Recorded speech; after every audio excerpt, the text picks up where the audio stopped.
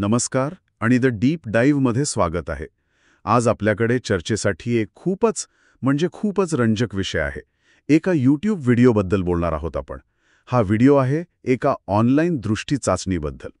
आता इंटरनेटवर अशा अनेक चाचण्या असतात, पण ही थोडी वेगळी आहे. ती एका सोप्या खेळासारखी सुरू होते आणि काय ना, पाहता पाहता इतकी अवघड होत जाते की तुम्हाला स्वतःच्या डोळ्यांवरच शंका येऊ लागते. हो, अगदी. हा व्हिडिओ ब्राईट साईड नावाच्या चॅनलवरचा आहे आणि त्याचं शीर्षक आहे तुमची दृष्टी किती चांगली आहे, एक छान आणि जलद चाचणी. तर आज आपलं काम आहे या चाचणीच्या आत डोकावून पाहणं. म्हणजे तिची रचना कशी आहे, हे 4 टप्पे इतके अवघड का होत जातात आणि सगळ्यात महत्त्वाचं, यातून जी आकडेवारी समोर येते ना, ती आपल्याला मानवी दृष्टीबद्दल काय सांगते. बरोबर. आणि या चर्चेची गंमत अशी आहे की ही चाचणी दिसायला खूप फसवी आहे. तुम्हाला फक्त 10 रंगांमधून एक वेगळा रंग ओळखायचा आहे. म्हणजे किती सोपं वाटतं, नाही का? हो ना. पण यात सोप्या कामातून लोकांच्या रंग ओळखण्याच्या क्षमतेचे वेगवेगळे स्तर कसे उघड होतात हे पाहणं खरंच विलक्षण आहे. ही केवळ एक गंमत म्हणून तयार केलेली चाचणी नाही, तर ती एक प्रकारे मानवी दृष्टीच्या सीमारेषांनाच आव्हान देते. चला तर मग या चाचणीच्या रचनेपासूनच सुरुवात करूया. नियम अगदी साधा आहे. स्क्रीनवर 10 रंगांचे चौकोन दिसतात, त्यापैकी एक वेगळा असतो, तो ओळखायचा. पण यात एक मेख आहे. प्रत्येक टप्पा पार करण्यासाठी त्यातील सर्व प्रश्न बरोबर सोडवावे लागतात. एकही चूक झाली की तुम्ही त्या टप्प्यातून बाहेर. हो, आणि ही अटच या चाचणीला गंभीर बनवते. ही 100% अचूकतेची अट म्हणजे ती मुद्दाम ठेवली आहे, कारण इथे केवळ अंदाजे उत्तर देण्याला काही वाव नाही. अच्छा. तुमच्या डोळ्यांना तो सूक्ष्म फरक खरंच दिसतोय का, हेच तपासणं हा उद्देश आहे. त्यामुळे सुरुवातीला सोपी वाटणारी ही चाचणी अचानक एका परीक्षेचं स्वरूप घेते. अगदी. आणि ही परीक्षा 4 टप्प्यांत विभागलेली आहे. पहिला टप्पा म्हणजे फक्त वॉर्मअप. व्हिडिओमध्ये म्हटल्याप्रमाणे तो केकचा तुकडा खाण्याइतका सोपा आहे. हसते. यात वेगळा रंग इतका स्पष्ट दिसतो की कुणी सहज ओळखू शकेल. मला वाटतं पहिला टप्पा नेहमी आत्मविश्वास वाढवण्यासाठीच असतो. हो, त्याचा मानसशास्त्रीय उद्देश तोच आहे, लोकांना गुंतवून ठेवणं. जर पहिल्याच प्रश्नात अडखळायला झालं तर 90% लोक ती चाचणी सोडून देतील. बरोबर. त्यामुळे पहिला टप्पा यशस्वी झाल्यावर लोकांना वाटतं, अरे हे तर खूप सोपं आहे, आणि मग ते पुढच्या आव्हानासाठी तयार होतात. खरी परीक्षा तर दुसऱ्या टप्प्यापासून सुरू होते. बरोबर. दुसऱ्या टप्प्यात रंगांमधला फरक कमी स्पष्ट होतो. तुम्हाला थोडं लक्ष देऊन पाहावं लागतं. पण तिसऱ्या टप्प्यात परिस्थिती पूर्णपणे बदलते. आव्हान खूपच कठीण होतं. व्हिडिओतलं वर्णन मला खूप आवडलं.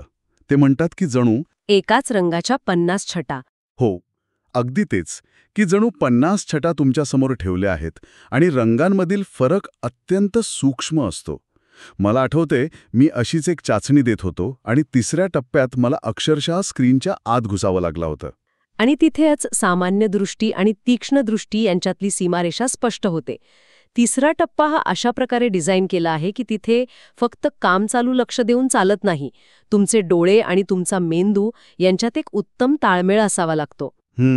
तेव्हाच तो सूक्ष्म फरक तुम्हाला पकडता येतो. पण यानंतर जो चौथा टप्पा येतो तो पूर्णपणे वेगळ्याच पातळीवरचा आहे. हो, चौथा टप्पा. व्हिडिओमध्ये त्याला सुपर पॉवर शोधणारा टप्पा म्हटलाय आणि हे अजिबात खोटं नाही. या टप्प्यावर तर व्हिडिओतला निवेदक स्वतःच गोंधळून जातो आणि म्हणतो, तुम्ही मस्करी करताय का? हे सर्व रंग सारखेच आहेत. हो. मला सर्वात जास्त तो क्षण आवडला जिथे तो म्हणतो, थांबा, मी माझी स्क्रीन साफ करतो, कदाचित त्यामुळे काही मदत होईल. हो, ती एक खूपच स्वाभाविक प्रतिक्रिया आहे. जेव्हा आपल्याला काहीतरी दिसत नाही तेव्हा आपण दोष उपकरणाला किंवा परिस्थितीला देतो. पण इथे गंमत अशी आहे की दोष स्क्रीनचा नाहीये, ती मानवी डोळ्यांच्या क्षमतेची अंतिम मर्यादा आहे. अच्छा. तो चौथा टप्पा मुद्दाम सरासरी मानवी दृष्टीच्या पलीकडे जाऊन तयार केला आहे. ही वाढत जाणारी अडचणच या चाचणीला रंजक बनवते आणि याच रचनेमुळे जी आकडेवारी समोर आली आहे ती तर आणखीनच चकित करणारी आहे. मला वाटतं आता आपण त्या आकड्यांवर बोलायला हवं. तिथेच या चाचणीचं खरं रहस्य दडलंय. नक्कीच. कारण ही आकडेवारीच आपल्याला सांगते की लोकांच्या दृष्टी क्षमतेत किती मोठी तफावत आहे. चला पहिल्या टप्प्यापासून सुरुवात करूया. 97% लोक हा टप्पा यशस्वीपणे पार करतात. 97? हो, यात काहीच आश्चर्य नाही. हा टप्पा फक्त लोकांना चाचणीची ओळख करून देण्यासाठी आहे. पण मग उरलेल्या 3% लोकांचं काय? म्हणजे त्यांना इतका सोपा टप्पाही का पार करता आला नाही? त्याची अनेक कारणं असू शकतात. कदाचित ते चाचणी गांभीर्याने देत नसतील किंवा त्यांच्या स्क्रीनचं कॅलिब्रेशन बरोबर नसेल. हेही शक्य आहे. हो, काही वेळा स्क्रीनवरचा प्रकाश किंवा आजूबाजूच्या वातावरणाचाही फरक पडतो. त्यामुळे या 3% आकड्याला फार महत्त्व देण्याची गरज नाही. खरी गोष्ट दुसऱ्या टप्प्यात सुरू होते. ओके, तर मग खरी चाळणी दुसऱ्या टप्प्यात लागते. तिथे काय होतं? दुसऱ्या टप्प्यात आकडेवारी पूर्णपणे कोलमते. फक्त 55% लोक हा टप्पा पास करू शकतात. फक्त 55? हो, याचा अर्थ पहिल्या टप्प्यात यशस्वी झालेले जवळजवळ निम्मे लोक दुसऱ्याच टप्प्यात बाहेर पडतात. व्हिडिओनुसार हा टप्पा पार करणं म्हणजे निरोगी आणि सरासरी दृष्टी असण्याचं लक्षण आहे. एक मिनिट थांबा. फक्त 55% लोकांकडे सरासरी दृष्टी आहे? याचा अर्थ असा होतो की जवळजवळ 45% लोकांची रंग ओळखण्याची क्षमता सरासरीपेक्षा कमी आहे. हा आकडा मला खूप मोठा वाटतोय. हो, म्हणजे आपल्या आजूबाजूला दिसणाऱ्या 2 माणसांपैकी एकाला रंगांमधला सूक्ष्म फरक ओळखता येत नाही, असं म्हणायचं का? हो, तुमचा मुद्दा बरोबर आहे. हे धक्कादायक वाटू शकतं. पण याचा अर्थ असा नाही की त्या 45% लोकांची दृष्टी खराब आहे. मग याचा अर्थ फक्त इतकाच की रंगांच्या छटा ओळखण्याची त्यांची संवेदनशीलता कमी आहे. आपण रोजच्या जीवनात रंगांच्या इतक्या सूक्ष्म छटांमध्ये फरक करत नाही. आपल्याला फक्त लाल आणि हिरवा ओळखता आला की आपलं काम भागतं. बरोबर. ही चाचणी एका विशिष्ट कौशल्याची परीक्षा घेते, जे कदाचित आपल्यापैकी अनेकांनी कधी वापरलंच नसेल. हे मनाने काय? म्हणजे हे आपल्या जीवनशैलीमुळे असू शकतं का? आपण सतत स्क्रीनकडे पाहत असतो, जिथे रंग आधीच निश्चित केलेले असतात. हो, निसर्गात जशा रंगांच्या अनंत छटा दिसतात, तसा अनुभव आपल्याला कमी मिळतो. कदाचित त्यामुळे आपली ही क्षमता कमी झाली असेल. ही एक शक्यता नक्कीच आहे. किंवा असंही असू शकतं की मानवामध्ये ही क्षमता नैसर्गिकरित्याच इतकी विभागलेली आहे.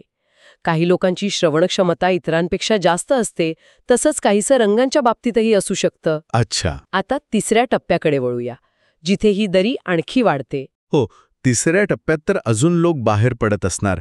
काय आहे तिथला आकडा? तिसऱ्या टप्प्यात फक्त 30% लोक यशस्वी होतात. फक्त 30? हो. आता विचार करा, 55% लोकांनी दुसरा टप्पा पार केला होता, त्यापैकीही जवळजवळ अर्धे लोक इथे अयशस्वी होतात. हे स्पष्टपणे दाखवतं की सरासरी दृष्टी असणं आणि तीक्ष्ण दृष्टी असणं यात जमीन आसमानाचा फरक आहे. इथे पोहोचणारे लोक म्हणजे ते ज्यांच्या डोळ्यांना रंगांमधला अतिशय सूक्ष्म फरक ओळखण्याची सवय आहे.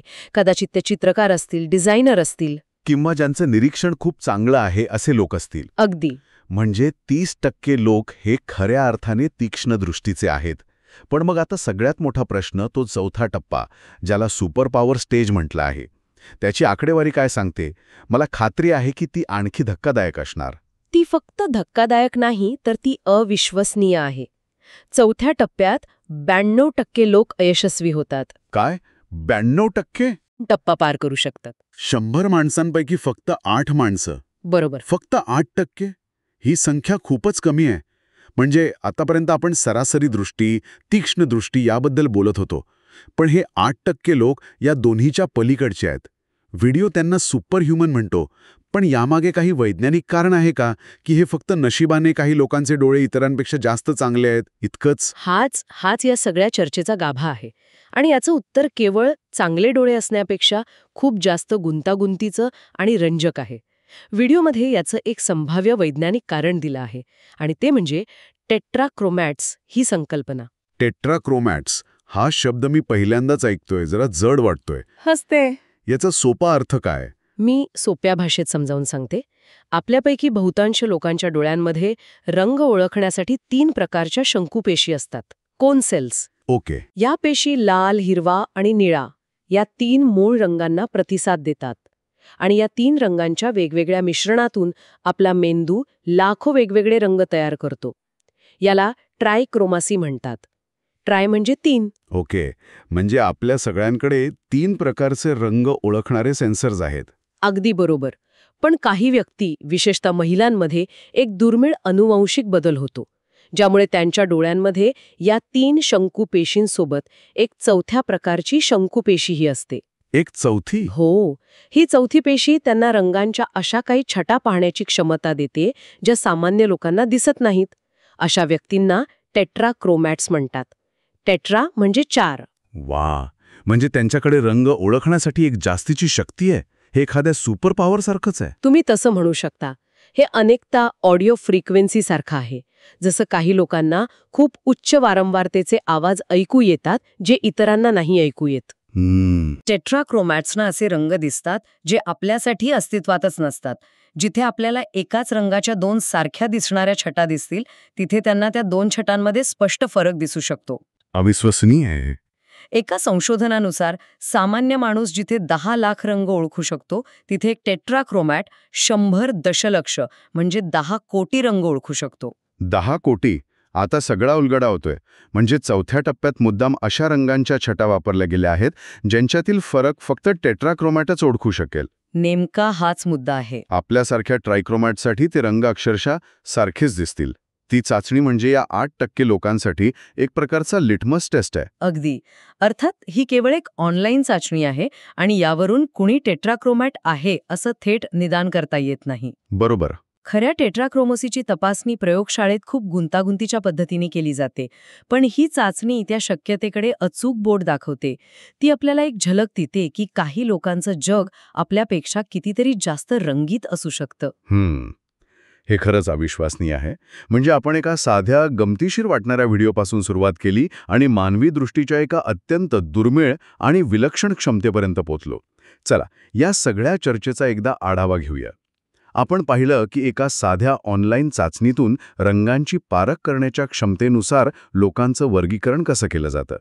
97% लोक पहिला सोपा टप्पा सहज पार करतात, पण चौथ्या आणि अंतिम टप्प्यापर्यंत फक्त 8% लोकच पोचू शकतात. आणि या चर्चेतला महत्वाचा निष्कर्ष हा आहे की ही चाचणी जरी मनोरंजनासाठी असली तरी ती टेट्राक्रोमोसीसारख्या खऱ्या वैज्ञानिक आणि जैविक संकल्पनेला स्पर्श करते. ती आपल्याला यावर विचार करायला लावते की आपण सगळे हे जग एकाच प्रकारे पाहत नाही. आपल्या प्रत्येकाचा वास्तव्याचा अनुभव हा आपल्या शारीरिक क्षमतावर अवलंबून असतो. बरोबर. आणि दृष्टीच्या बाबतीत तर ही तफावत खूप मोठी असू शकते. बरोबर. आणि याच विचारावर मी श्रोत्यांसाठी एक प्रश्न सोडून जाऊ इच्छितो. ही चाचणी एक गंमत म्हणून ठीक आहे, पण जरा विचार करा, त्या 8% लोकांबद्दल ज्यांना आपल्यापेक्षा कितीतरी जास्त रंग दिसतात. त्यांना कला, निसर्ग किंवा अगदी आपल्या डिजिटल स्क्रीनवरील जग आपल्यापेक्षा किती वेगळं आणि अधिक समृद्ध दिसत असेल. विचार करा, एखादा चित्रकार जो टेट्राक्रोमॅट आहे तो त्याच्या चित्रात अशा छटा वापरू शकतो ज्या फक्त त्याच्यासारख्याच दुसऱ्या व्यक्तीला दिसतील. हो ना. किंवा निसर्गात फिरताना एखाद्या फुलामध्ये किंवा पक्षाच्या पंखांमध्ये त्यांना असे रंग दिसत असतील ज्याची आपण कल्पनाही करू शकत नाही. अगदी. मग प्रश्न असा आहे की अशा कोणत्या गोष्टी असतील ज्या त्यांच्या लक्षात येतात पण आपल्या नाही. आपल्या जगाच्या अनुभवात आणि त्यांच्या जगाच्या अनुभवात नेमका काय फरक असेल. कदाचित सुंदर या शब्दाची त्यांची व्याख्याच आपल्यापेक्षा वेगळी असेल. याचा विचार करणंही खूप विलक्षण आहे.